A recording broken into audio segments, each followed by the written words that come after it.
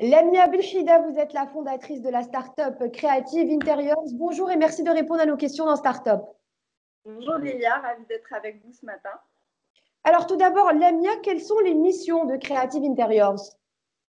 Alors ma mission en tant qu'architecte d'intérieur, c'est de proposer à mes clients des solutions d'aménagement qui soient à la fois fonctionnelles et esthétiques en les accompagnant tout le long du process, c'est-à-dire de la phase de réflexion jusqu'à la livraison du projet clé en main.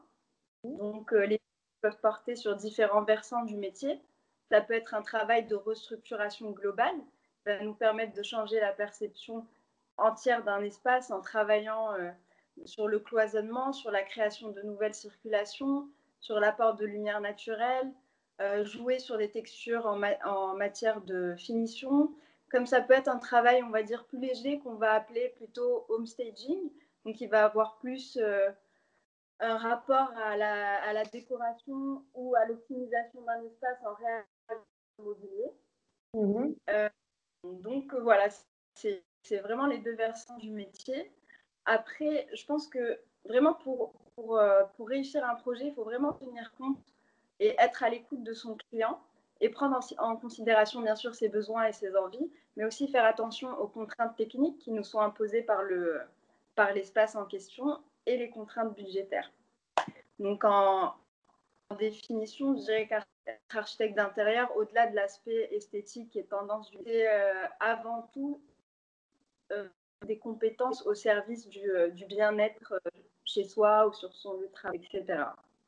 Alors justement, Lamia, est-ce que vous avez dû réadapter votre façon de travailler en ces temps de crise sanitaire?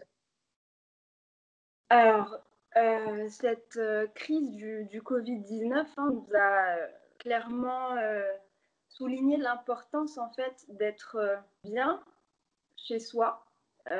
Et cette notion, je pense, de confort et de bien-être fait vraiment l'objet d'un intérêt général. Ce confinement nous a tous, on a tous vécu, il nous a tous un peu forcés, invités à se tourner vers notre intérieur, que ce soit au sens propre comme au sens figuré.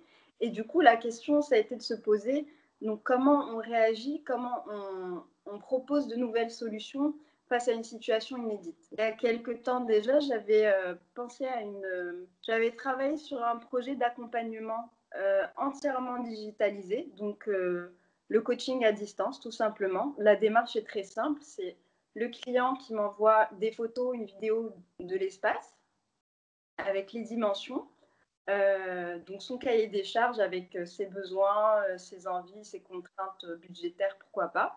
Et le résultat, c'est un dossier complet, donc un guide de mise en œuvre du chantier où il trouvera un nouveau plan d'aménagement, toutes les étapes à suivre pour mettre en œuvre le chantier et une sélection d'articles mobilier et décoration avec les points de vente où les trouver. Voilà. D'accord. Alors, selon vous, Lamia, quels sont les défis ou quel est plutôt le défi des startups marocaines post-Covid-19? Alors, post-Covid-19, je pense qu'il y a deux points clés. Le premier, ça va être la digitalisation, la réussite de la digitalisation d'un maximum de services. De plus en plus, nos habitudes de consommation sont virtuelles.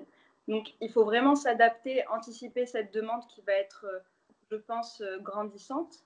Et voilà, donc vraiment faire de son mieux pour proposer des services créatifs et innovants de manière à répondre aux circonstances actuelles, donc à ces différentes contraintes de distanciation, etc.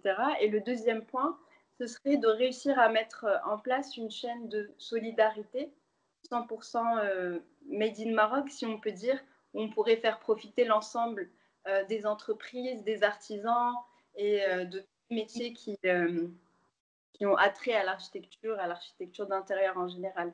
Et je suis très contente de voir que sur les réseaux sociaux, il y a plusieurs pages qui se relaient, plusieurs comptes qui font leur possible en fait pour nous faire découvrir de nouveaux talents 100% marocains et je trouve ça très encourageant.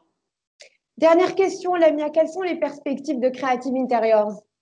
Alors aujourd'hui, j'aimerais donner plus d'ampleur à ce concept en fait d'accompagnement entièrement digitalisé. Et pourquoi pas aller plus loin en proposant des partenariats à différentes enseignes pour faire bénéficier les clients de tarifs préférentiels pour ceux qui passent par ce service. Donc, dans un premier temps, j'aimerais me concentrer un peu plus sur ça. Et en parallèle, je travaille depuis 2 ans en collaboration avec une agence parisienne. Et j'aime beaucoup cette dynamique à 2 temps parce que ça me permet d'être constamment challengée, de sortir de ma zone de confort, de puiser l'inspiration à différentes sources, mais aussi d'exporter, entre guillemets, de représenter un savoir-faire et des compétences marocaines. Donc pour finir, j'aimerais finir avec cette phrase qui fait écho avec ma démarche, c'est le design est une affaire de confiance. Et ça me paraît évident que cette notion de confiance, elle est au centre de tout projet réussi. Donc, d'une part, l'architecte ou le designer avec ses entreprises, les artisans, etc., sans qui aucune de nos idées, des plus simples aux plus originales, ne pourrait être réalisée. Et bien sûr, surtout avec le client. Donc, il faut absolument établir et maintenir cette confiance tout le long du projet. On vient nous confier des projets qui ont des contraintes budgétaires, de timing, etc. Mais il y a aussi l'aspect affect qu'il faut prendre en compte parce que des fois, on nous met des projets qui ont une vraie valeur sentimentale. Lamia Benchida, je rappelle que vous êtes la fondatrice de la start-up Creative Interiors. Merci d'avoir répondu présente à notre invitation dans Startup. Merci Lilia.